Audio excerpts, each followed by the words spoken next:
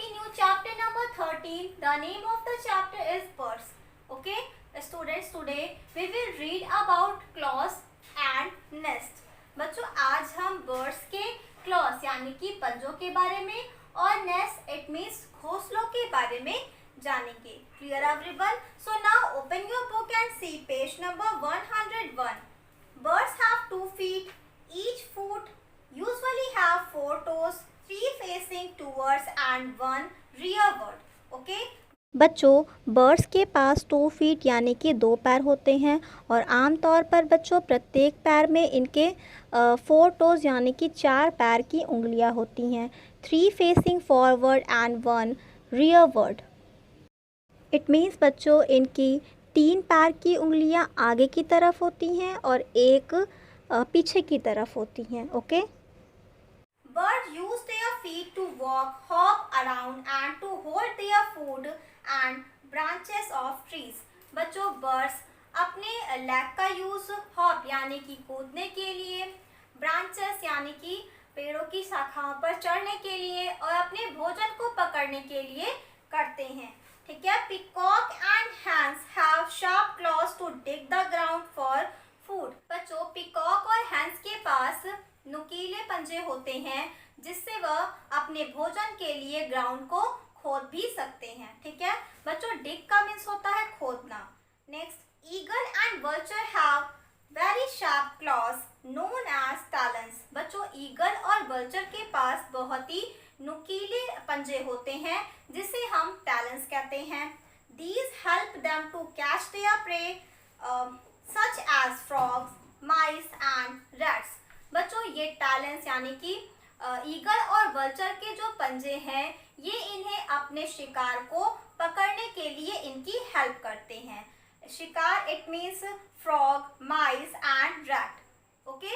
Woodpecker have 2 toes pointing in the upward direction and the other 2 in the downward direction. बच्चों woodpecker के पास 2 toes upward यानी कि आगे की दिशा में होते हैं और 2 toes डाउनवर्ड यानी कि पीछे की दिशा में होते हैं. इट मीन्स बच्चों कुल मिलाकर इनके पास 4 टोज होते हैं. Okay. These help them to climb trees.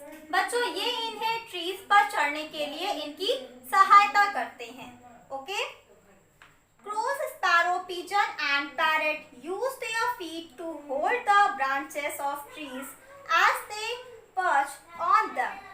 बच्चों क्रोज, स्पैरो, पिजन और पैरट ये सभी अपने पंजों का प्रयोग पेड़ की शाखाओं को पकड़ने के लिए करते हैं. ट्रीज ब्रांचेस इट मीन्स पेड़ की शाखाएं.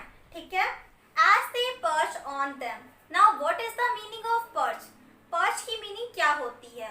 ठीक है. तो बच्चों इसकी मीनिंग आपके बुक में बिल्कुल लास्ट में दी हुई है. To sit on something high. किसी भी ऊंचे स्थान पर बैठना या a place where a bird sits. बच्चों वह प्लेस जहां पर पक्षी बैठते हैं उसे हम कहते हैं perch. Okay. Ducks and geese have webbed feet that help them to swim in water. बच्चों डक्स और गीज के पास वेब्ड फीट होती हैं. वेब्ड फीट इट मीन्स झिल्लीदार फीट. ठीक है. जो बच्चों इन्हें पानी में तैरने में इनकी सहायता करते हैं. The webbing help them to paddle and push water. बच्चों इनके webbed feet पानी को पुश करने में इनकी सहायता करते हैं. ओके. बच्चों डक्स और गीज के पैर बिल्कुल चप्पू की तरह वर्क करते हैं. बच्चों जिससे नाव चलती है उसे हम चप्पू कहते हैं. ठीक है. Herons and cranes have long legs with the toes spread out which help them wade through water. बच्चों हेरन्स और क्रेन्स के पास फैले हुए अंगूठों के साथ साथ लंबे पैर होते हैं जो उन्हें पानी पर चलने में उनकी सहायता करते हैं. Clear everyone? Students our next topic is nest. Okay. Birds also have homes. बच्चों पक्षियों के पास भी घर होते हैं. A bird's home is known as nest. बच्चों पक्षियों के घर को हम नेस्ट कहते हैं. Birds make their nest only when they have to lay eggs so as to keep their eggs protected. बच्चों बर्ड्स अपना नेस्ट तभी बनाते हैं जब उन्हें अपना कोई भी एग ले करना होता है जिससे बैग सुरक्षित रह सके। ठीक है। It would be made of leaves, straw, twigs, wool, cotton और इवन थ्रेड्स।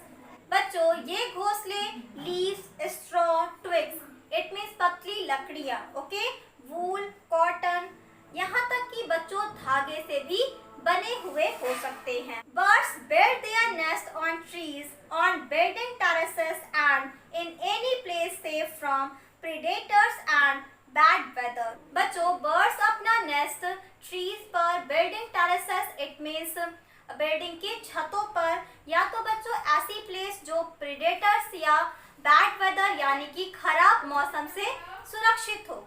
ठीक है, ऐसी जगह पर ही वह अपना नेस्ट बनाती हैं। Students, now what is predators? An animal that hunts, kill and eat other animals. बच्चों वह जानवर जो दूसरे जानवरों का शिकार करते हैं, उन्हें खाते हैं या उन्हें मारते हैं, ऐसे जानवरों को हम बच्चों प्रेडेटर्स कहते हैं। Clear everyone? Now see page number 102। Tailor birds make their nest by sewing together leaves with their needle shape beaks.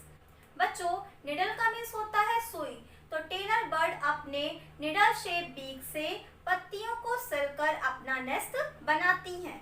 Okay, next is the weaver bird weaves piece of leaves, grass and twigs together build a nest. बच्चों weaver birds पत्तियों के टुकड़ों, grass और twigs को बुनकर अपना nest बनाती हैं।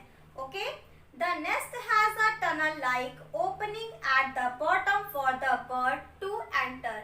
बच्चों इनका नेस्ट टनल यानी कि सुरंग की तरह होता है, जो बीच से बच्चों खुला हुआ होता है, जिसमें से बर्ड्स एंटर करते हैं। Clear everyone? The woodpecker uses its beak to peck at tree trunk and make a hole in the tree. बच्चों वुडपेकर अपनी चोंच का यूज ट्री ट्रंक में चोंच मारने के लिए करते हैं, और बच्चों चोंच मारकर या ट्री ट्रंक में होल यानी कि छेद करते हैं। Okay, it makes a nest inside this hole. और बच्चों वह उस होल यानी कि उस छेद के अंदर ही अपना नेस्ट बनाते हैं। Clear everyone? That's all for today. Now it's time to do the classwork. Students, this is your classwork that define the given key terms. बच्चों मैंने आपको 2 key terms दिया है। First key term is beaks. It means चोंच, the hard pointed part of a bird's mouth. बच्चों पक्षी के मुंह के कठोर और नुकीले भाग को हम beak कहते हैं। Okay? Next key term is nest. Nest it means घोंसला। Bird's home is called a nest. बच्चों पक्षी के घर को ही हम नेस्ट कहते हैं। Clear everyone? Now see page number 100। Read the clues and match the correct feet to each bird. बच्चों यहाँ पर सभी बर्ड्स के पास कुछ ना कुछ क्लूज दिए गए हैं। आपको उन क्लूज को रीड करना है और सभी बर्ड्स को उनके क्लॉज यानी कि पंजों के साथ मैच करना है। This is your homework. Clear everyone? Students मैं आपको अगेन बता दे रही हूँ that this is your class work. Okay, और बच्चों पेज नंबर 100 पर जो भी मैंने वर्क दिया है ये आपका होमवर्क है। Clear everyone? That's all for today. Thank you.